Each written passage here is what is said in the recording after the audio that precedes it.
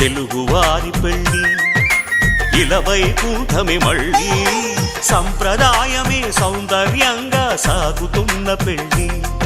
ఇది తెలుగువారి పెళ్ళి